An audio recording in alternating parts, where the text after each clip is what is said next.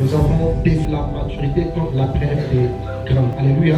La preuve qui démontre que la personne a grandi. La preuve qui démontre que cette personne-ci est déjà grande. La maturité, le niveau de sa réflexion et ce qu'il fait démontre que la personne est très grande.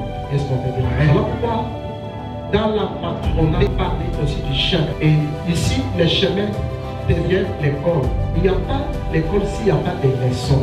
Alléluia. Il n'y a pas d'école s'il n'y a pas de classe. Je t'ai fait souffrir des femmes.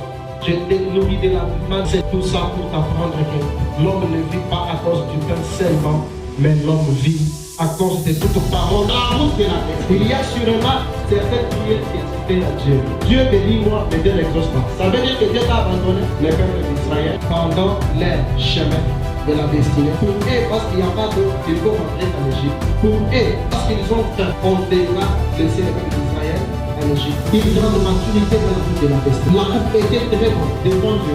Pourquoi? Parce qu'il y avait l'esprit de la coupe. Mais devant celui qui consomme la coupe, ça devient l'amertume, ça devient le pleur, le graissement de temps.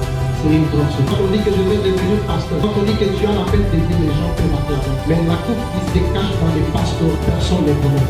Alléluia. Tu n'as pas besoin de rentrer en Égypte dans le monde parce que l'Éternel Dieu n'a pas guéri ta maladie. La Bible déclare tout ce que Dieu fait, il le fait au ciel et sur la terre. Malgré nos vouloirs, malgré ce que nous voulons, mais nous subissons la volonté de Dieu dans la route de la destinée. Il y a certaines prières que Dieu ne répondra pas. Et chemin où tu te retrouves même à la croix, tu es Dieu, Dieu ne reste Dieu. Pourquoi as-tu abandonné? Les ciels deviennent noirs et au contraire, les soleils disparaissent, ça devient noir et l'éternel entre. Dieu n'a pas refusé d'accepter Jésus pendant ce temps-là. Pourquoi? Parce que si Dieu exauçait Jésus, la mission de Jésus ne pouvait pas être accomplie, c'est de sauver le monde.